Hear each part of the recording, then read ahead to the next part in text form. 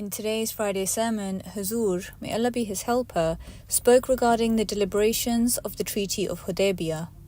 Huzur, may Allah be his helper, narrated how the Holy Prophet ﷺ passionately responded to some companions who still felt bitterness within their hearts due to the treaty. جب آپ صلی اللہ علیہ وسلم نے یہ آیات صحابہ کو سنائیں تو چونکہ بعض صحابہ کے دل میں ابھی تک صلح حدیبیہ کی تلخی باقی تھی، وہ حیران ہوئے کہ ہم تو بظاہر ناکام ہو کر واپس جا رہے ہیں اور خدا ہمیں فتح کی مبارکباد دے رہا ہے۔ حتیٰ کہ جلد باز صحابہ نے اس قسم کے الفاظ بھی کہے کہ کیا یہ فتح ہے کہ ہم طواف بیت اللہ سے محروم ہو کر واپس جا رہے ہیں۔ حضرت صلی اللہ علیہ وسلم تک یہ بات پہنچی تو آپ نے بہت ناراضگی کا اظہار فرمایا اور ایک مختصر سی تقریر میں جوش کے ساتھ فرمایا، یہ بہت بیہودہ اعتراض ہے،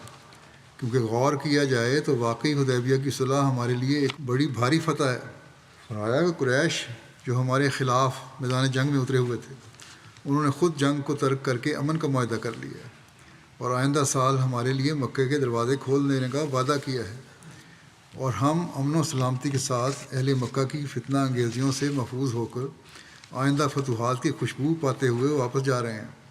بس یقیناً یہ ایک فتح عظیم الشان فتح ہے۔ کیا تم لوگوں ان نظاروں کو بھول گئے کہ یہی قریش احد اور احزاب کی جنگوں میں کس طرح تمہارے خلاف چڑھائیاں کر کر کے آئے تھے، اور یہ زمین باوجود فراخی کے تم پر تنگ ہو گئی تھی اور تمہاری آنکھیں پتھرا گئی تھیں اور کلیجے منہ کو آتے تھے، مگر آج یہی قریش تمہارے ساتھ امن و امان کا معاہدہ کر رہے ہیں۔ صحابہ نے عرض کیا، یا رسول اللہ صلی اللہ علیہ وسلم، ہم سمجھ گئے، جہاں تک آپ کی نظر پہنچی ہے وہاں تک ہماری نظر نہیں پہنچتی، مگر اب ہم نے سمجھ لیا ہے کہ واقعی یہ معاہدہ ہمارے لیے ایک بھاری فتح ہے۔